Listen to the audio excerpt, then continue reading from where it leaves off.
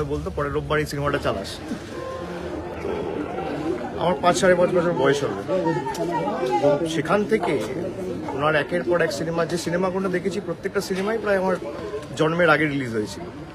এবং ব্যক্তিগতভাবে আমি ওনার কাজ এবং ওনার যে বাংলা ইন্ডাস্ট্রি এবং সিনেমার প্রতি অবদান, সেটা স্বর্ণাক্ষরে আগামী কয়েকটা শতাব্দী জুড়ে লেখা থাকবে।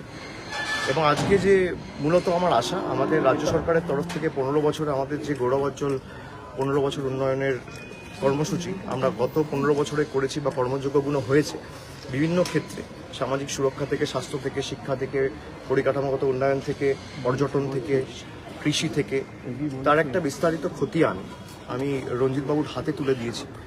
এবং কি অর্থনৈতিক প্রতিকূলতার মধ্যে সরকারকে কাজ করতে হয়েছে, বিশেষ করে বিগত 5 বছর 2021-এ দ্বিতীয়বার নির্বাচিত হওয়ার পর একদিক দিয়ে হাইকোর্ট বিচার ব্যবস্থার একাংশকে লাগিয়ে একাধিক সিবিআই কেস, অন্যদিকে বাংলার ন্যায্য পাওনা প্রাপ্য আটকে রাখা, আজকের দিনে দাঁড়িয়ে প্রায় বকেয়া পাওনার পরিমাণ 2 লক্ষ কোটি টাকা। এবং তারপরেও যে রাস্তাঘাটের কাজ, আবাস যোজনা, লক্ষ্মীর ভাণ্ডার, স্বাস্থ্যসাথীর মতো একাধিক যুগান্তকারী প্রকল্প। আগে সিপিএমের আমলে আপনারা দেখেছেন যে সরকারি কর্মচারীরা মাইনে পেত না এবং কোনো রকম কোনো আর্থিক বঞ্চনা ছাড়াও সিপিএম সেটা করতে পারেনি, তার সমাধান করতে পারেনি। আজকে এত কিছু করার পর কেন্দ্রীয় সরকারের বৈমাতৃসুলভ আচরণ, আমার কোনো রাজনৈতিক কথা হয়নি, কিন্তু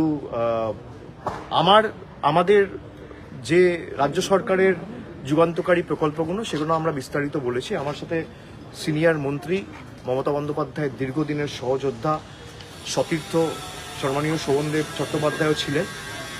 আমাদের বিস্তারিত আলোচনা হয়েছে এবং আমাদের যে কর্মসূচিগুলো আমরা করেছি সেগুলো নিয়ে আমি রঞ্জিতবাবুকে অবগত করেছি এবং উনি খুব অ্যাপ্রিসিয়েট করেছেন।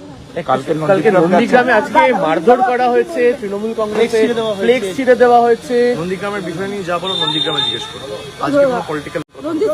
আপনি কি বলবেন? কেমন খুব ভালো লাগে, এইটুকু বলছি, খুব ভালো লাগে। Thank you. अब ट्रांसलेट कर लो।